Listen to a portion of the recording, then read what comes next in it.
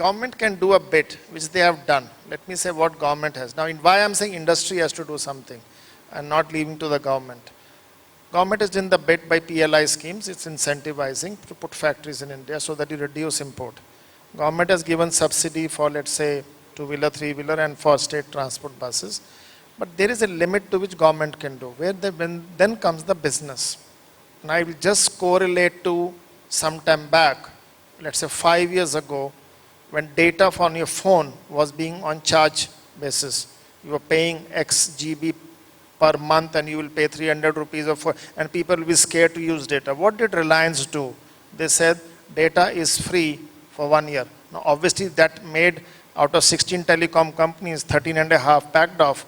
But the question here is, Reliance made people get used to data. So your driver, even your maid, which was not having a smartphone, today has a smartphone because they got into the habit of using data. Come to this, now correlate that whole industry back to EV today. You can do the first 2 years of push customers towards EV. Then it will flow naturally. Two things will make people flow. Battery comes down, therefore PLI scheme, therefore let's say 50 gigawatt battery capacity in India. Reliance is one of the big applicants. There are 10 more. Let's say even if 5 of them start putting battery here in India, battery is 40%, it comes down, it will become affordable. Second, infrastructure, charging. Now charging is not about physical infrastructure charger. I always say what power you're drawing from the grid at what rate you're drawing. If you're drawing at 8 rupees a kilowatt, then if it should be 6 rupees, then can solar be used? So I think my suggestion to make it EV charging, OEMs have to play and Reliance has to play a role behind them on that issue, is to be going the telecom route. Make people get used to it. Somehow you get used to it, then you cannot stop it. And obviously in the meantime, infrastructure will play. Like I always say, aircrafts came first, runway came later. People, once you have so many aircraft, then they started making additional strips and additional airports and Udan scheme and this scheme, people became used to aircraft. Now you can't fly without it. And competition brings the prices down. I'm sure guaranteed 2 years down the line, all this demand supply situation will go away. You'll have excess supplies. I can guarantee you, mark my word, 2025, there'll be an excess supplies of EV. Then prices will automatically fall. But yes, some people will lose their shirt in that time because they are not right quality at that time. And then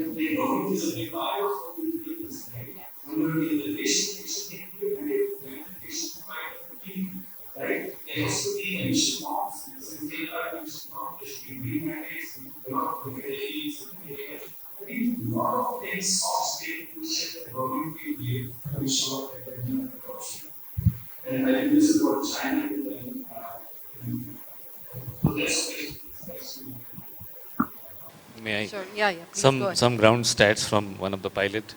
What I said there that we don't have money. Be realistic. अगर इतना पैसा होता कि charging station का infrastructure petrol pump की तरह बना लेते हैं, कोई देश पीछे नहीं हटता. This is why the way I don't know how it has to. Not a good speaker. FDI बोल लीजिए, प्राइवेट पब्लिक पार्टनरशिप बोल लीजिए, इंफ्रास्ट्रक्चर खड़ा करने के लिए जितनी रिक्वायरमेंट है उतना पैसा इस समय नहीं है. But not going into the discussion and the debate, 220 vehicles which was required for National Highway EV Delhi Jaipur and Delhi Agra. I come from a banking background. And two things which banker very straightforward see is whether my collateral security is secure or not. And second, on the business model on which you are building this business and asking me advance is not going to collapse during the tenure of the period. So we did not saw a very active bank at that stage of time, but we given them two securities. हर गाड़ी में दो कैमरे, कारों में, एक dashboard को face करता हुआ for this accident and the way you drive, और दूसरा पैसेंजर्स को फेस करता हुआ.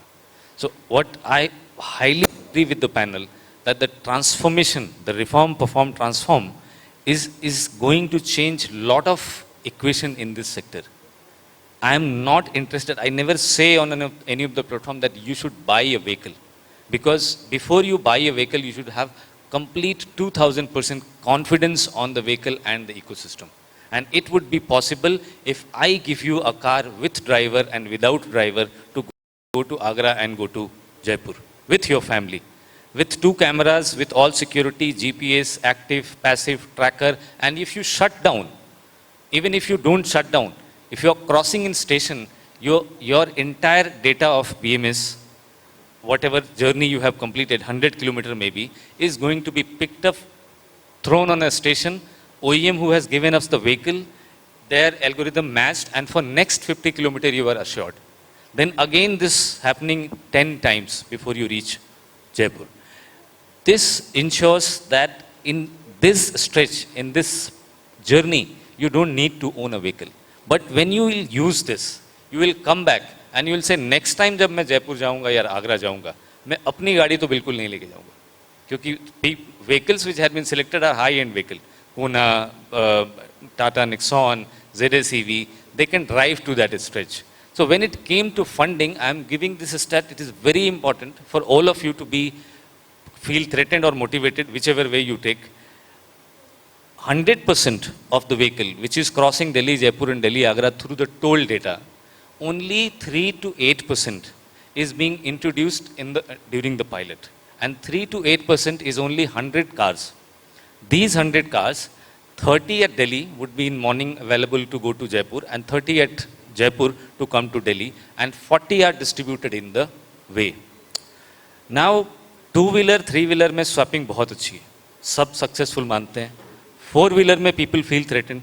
I was part of the pilot with IIT Chennai, the Mahindra one, which I think did not came up the way we wanted. So we tried, and I think the tech part and R&D part is still trying. But very less people know that the relay of vehicle from the starting point and to the ending point as a service. So mobility is coming to us as a service. आप ticket लो, हमसे महंगा metro है, 8 साल में break even पे आता है, हम 36 महीने पे आते हैं. मेट्रो 8.5 साल में 2 ही अर्निंग से ब्रेक इवन पे आता है, एक टिकट का पैसा और दूसरा एडवर्टीजमेंट का पैसा. उसमें तो ओवरहेड वायर्स बनाने और टनल बनाने, हमें तो वो भी नहीं बनाने. So technically if you are only buying tickets, then you are contributing with 3% of the commercial vehicle, which is minus personal vehicle, are sufficient to record a utilization of around 30% and break even of each station, which is highly competitive to the petrol pump in 36 months.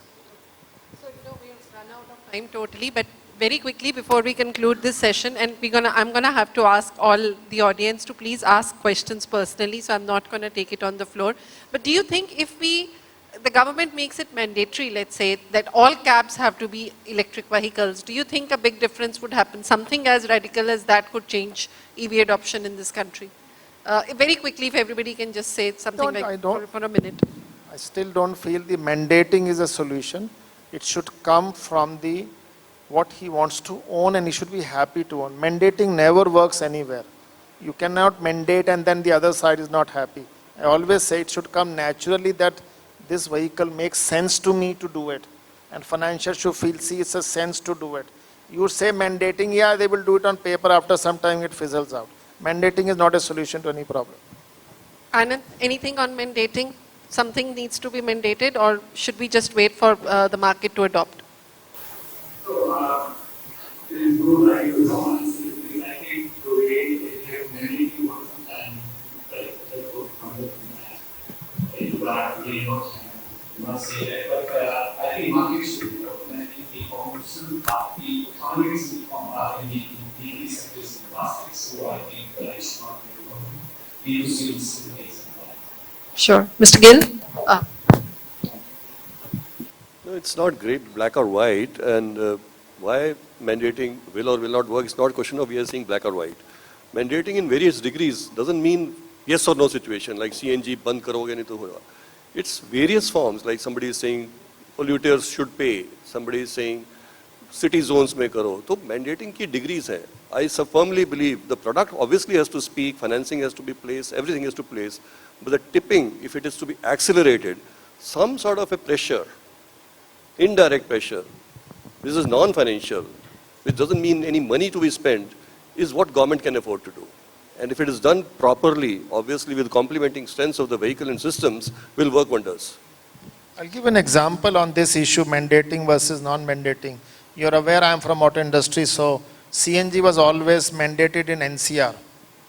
And there was hardly any sale of CNG four-wheeler trucks and buses anywhere in the country, even though they were available. Last 1 year, 35% of commercial vehicles sold in the country are CNG. Only thing happened between the last 15 years ago till now, majority of the city have CNG pumps.